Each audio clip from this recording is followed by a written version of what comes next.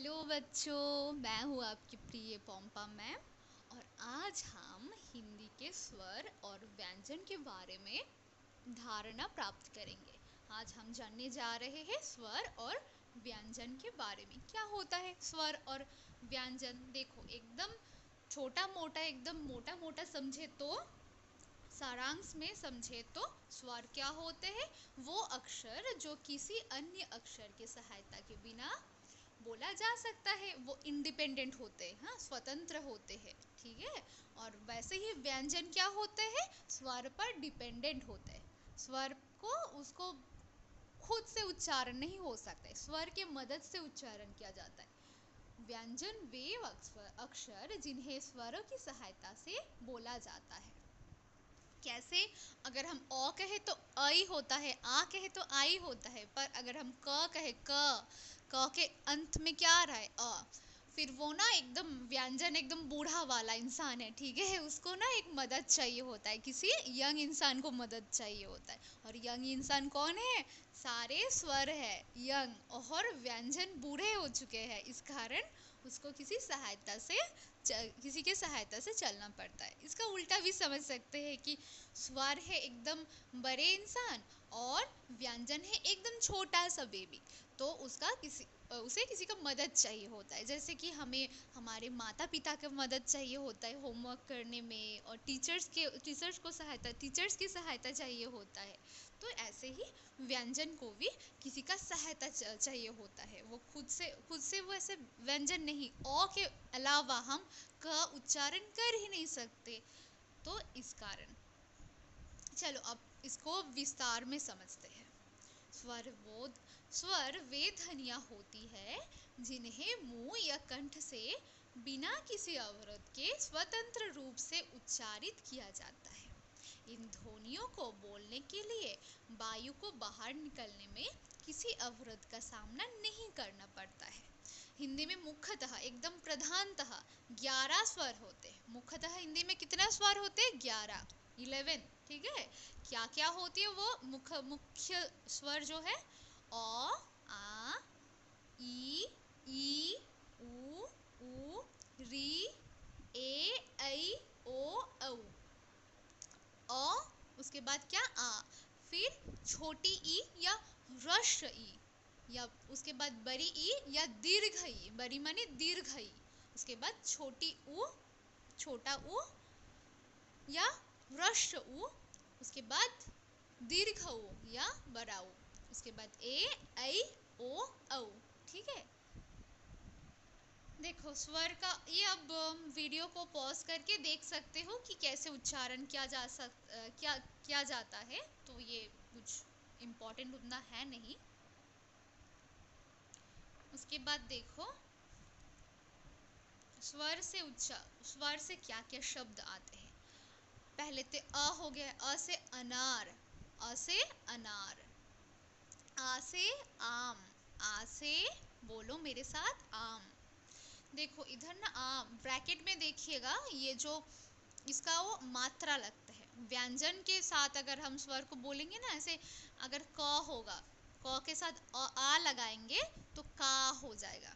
ब के साथ आ लगाएंगे तो बा हो जाएगा। म के साथ आ लगाएंगे तो माँ हो जाएगा, ठीक है। ब्रैकेट में उसका मात्रा दिया हुआ है। अगर हम व्यंजन के साथ व्यवहार करते हैं तो किस प्रकार के व्यवहार करते हैं, ऐसा। उसके बाद देखो ई से क्या होता है? इमली, इमली। बड़ी ई या दीर्घ ई से क्या होता है? ईश्वर, ईश्वर। ई से ईश्वर। ऊ से उल्लू, ऊ से उल्लू। ऊ से ऊन, दीर्घ ऊ या बड़ा ऊ से ऊन। फिर ए से एक, ए से एक। ऐ से ऐनक, हम लगाते ना ग्लास आंखों में ऐसे, तो ए से ऐनक। ओ से ओखेली, ओ से ओखेली। औ से औषधि, औ से औषधि। अंग से अंगूर, अंग से अंगूर। अह से विसर्ग देखो, विसर्ग का सुखः, सुखः माने हैप्पीनेस। उसके बाद देखो अभ्यास, ये खुद से करो। क्या होता है ये देखो, सही अक्षरों से शून्य स्थान पूरा करो। क्या होगा, ये किसका फोटो दिया हुआ है, किसका चित्र है इधर, आनर, अ न में आ की मात्रा, र, आनर। ये देखो, इसको करने की कोशिश करो। क्या है ये, किसका सही अक्षर से हमें रिक्त स्थान को, शून्य स्थान को पूरा करना है। ईश्वर, ईश्वर क्या होगा ये, ईश्वर। उसके बाद व्यंजन के बारे में पढ़ने जाएंगे और भी विस्तार विस्तार से। व्यंजन, व्यंजन वे ध्वनियाँ होती है जिन्हें उच्चारित करते समय मुंह के विभिन्न अंगों जैसे होठ, दांत, जीभ से वायु के प्रवाह में अवरोध उत्पन्न होता है। व्यंजन स्वर के बिना अकेला उच्चारित नहीं किया जा सकता है, जैसे कि हम पहले भी पढ़ चुके हैं, इसलिए इन्हें स्वरों के साथ मिलकर बोला जाता है। हिंदी में 33 माने 33 प्रमुख, प्रमुख माने मुख्य, एकदम मेन, प्रधान व्यंजन होते हैं। वो क्या क्या है, क ख ग घ अंग, च छ ज झ, ट ठ ड ढ ण, त थ द ध न, प फ ब भ म, य र ल व, श श स ह। ये 33 व्यंजन होता है। देखो इसके बारे में हम विस्तारित से पढ़ने जा रहे हैं। ये अब पॉज करके ना, वीडियो को पॉज करके देख सकते हो, पढ़ सकते हो कि इसका सटीक उच्चारण कैसे होता है। ठीक है, वो व्यंजन ऐसे कैसे आप उच्चारण करोगे, ये वीडियो को पॉज करके देख लेना। ये भी देख ले सकते हो कि व्यंजन से क्या क्या शब्द होता है। ये विशेष कुछ व्यंजन होता है, ये देखो, जैसे श, श क्या होता है, आधा क और श, मूर्धन्य श। ठीक है, मूर्धा से उच्चारण किया जाने वाले जो श होता है वो ऐसे ऐसे लिखा जाता है। ये देखो उल्टा के तरह क्या लिखते हैं, तो के नीचे अगर रॉ के मात्रा आएंगे तो ऐसे लिखा जाएगा। उसके बाद देखो तीसरा, देखो ज के बाद अगर य आएगा तो कैसे उच्चारण करते हैं, जैसे कि ज्ञान हो गया है, यज्ञ हो गया। फिर इधर देखो श के बाद अगर र आएगा तो र की मात्रा, श आधा श के बाद र आएगा तो कैसे उच्चारण करते हैं। ठीक है, ये डिफरेंट तरीके से लिखा जाता है, तो ये हम लिख के दिखा दिया आपको, अभ्यास करना है आपको। उसके बाद देखो क से क्या, कमल, क से कमल। देखो क ऐसे हलंत लगाएंगे तो वो व्यंजन होगा, क प्लस अ, फिर हम उच्चारण कर पाएंगे क। लास्ट में अगर क उच्चारण कर रहे हैं, अंत में क्या आ रहा है, साउंड अ आ रहा है, ओ के साउंड आ रहा है, तो क से क्या हो गया, कमल। ऐसे ख से क्या आता है, खरगोश। देखो कितना प्यारा खरगोश है, ख से खरगोश। ग से गधा, ग से गधा। घ से घर, घ से घर। तब अंग से गंगा, गंगा। उसके बाद देखो च से चूहा, च से चूहा। छ से छाता, देखो छ उसके साथ आ के मात्रा कैसे जोड़ते हैं, देखो ये, देखो ये अच्छे से ऑब्जर्व करो, छाता। अब कॉपी पेन निकालो, लिख लिख के अभ्यास करो, तो फिर एकदम याद हो जाएगा आप लोगों को। उसके बाद ज से जंगल, ज से जंगल। अंग के मात्रा लगा है, देखो जंगल। उसके बाद झ से झरना, झ से झरना। उसके बाद देखो य से ज्ञान, य से ज्ञान। हम पढ़ते हैं तो हमें ज्ञान प्राप्त होता है ना, हम पढ़ाई करने के बाद हम ज्ञानी बन जाते हैं। उसके बाद देखो ट से टमाटर, ट से टमाटर। ठ से ठेला, ठ से देखो ठेल ठेल के ऐसे ऐसे होते हैं ना, जो भारी सामान जो है ऐसे ठेले की मदद से एक जगह से दूसरे जगह लिया जाता है। उसके बाद देखो ड से डमरू, महादेव के हाथ में रहता है ना, डमरू, ड से डमरू। ढ से ढोल, ढ से ढोल। क से कर्ण माने कान, हाँ, क से कर्ण।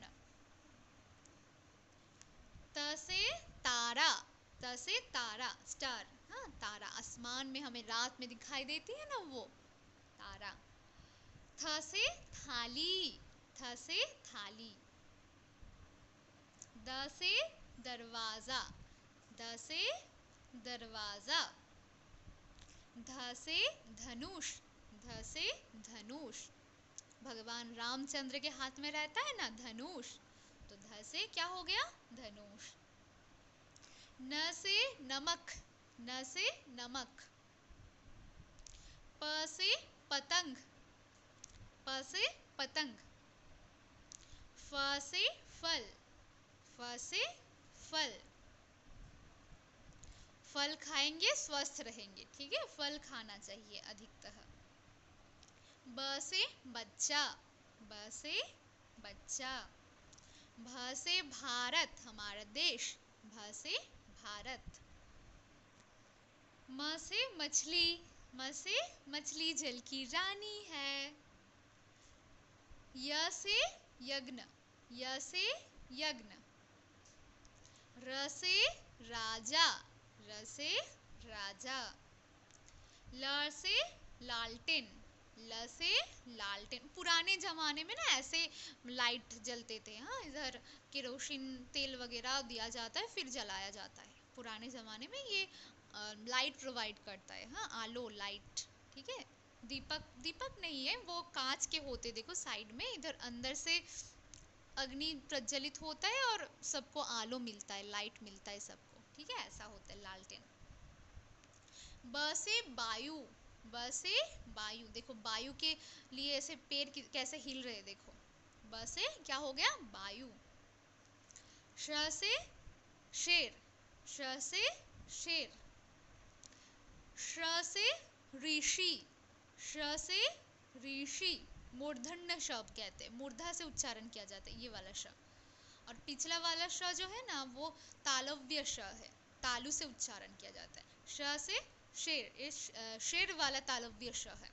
और ये ऋषि वाला मूर्धन्य श है।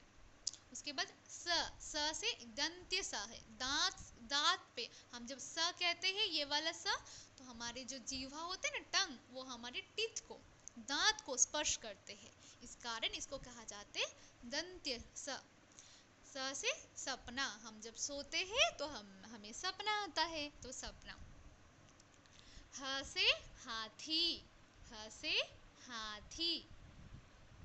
ये अब अभ्यास खुद से करो, क्या होगा बोलो, ये सही अक्षरों से शून्य शून्य स्थान पूरा करो, रिक्त स्थान को हमें भरना है।